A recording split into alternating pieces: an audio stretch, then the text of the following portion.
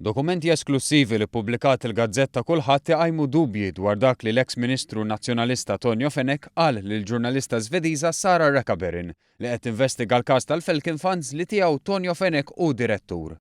Id-dokumenti juru emails li bagħtu rċieva ċertu Emil Amir Ingmansson li qed ikun investigat mill-awtoritajiet Żvediżi dwar l-involviment tiegħu fil-Falcon funds.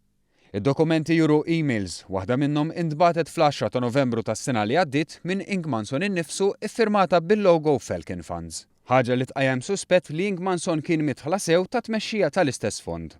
Emails oħra juru korrispondenzi li saru bejn Ingmansson u banek oħra. Ma' News il-ġurnalista Żvediża stqarret li rata pjuttost stramba meta Tonio Fenech qalla li x-xogħol ta' Ingmansson fi ħdan il-Falcon Funds huwa biss fuq livell ta' konsulenza. Papers that I had seen and that I showed Tonio Fenech. In those papers, you could see that Emil Amir Ingmansson, he was writing letters to a bank and he was representing Falcon funds. I found it a bit strange that Tonio Fenech said that Emil Amir Ingmansson wasn't involved in the work.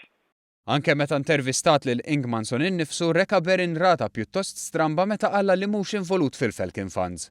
Madankollu emails ippubblikati mill-Kullħadd juru xort oħra.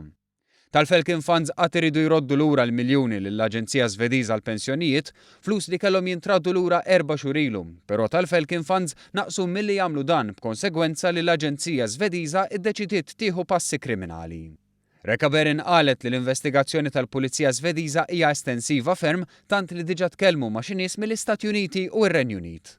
And the police and other authorities here in Sweden are taking this matter very seriously right now. I've heard that 4 prosecutors are involved and the police are doing investigations not only here in Sweden and Malta but also in Britain and United States. So this is very big. Intant il-każ tal-Falcon Funds kompla jiddomina l-aħbarijiet Żvediżi, każ li ħoloq rabja fost l-awtoritajiet Żvediżi u l-pensjonanti li tilfu flushom.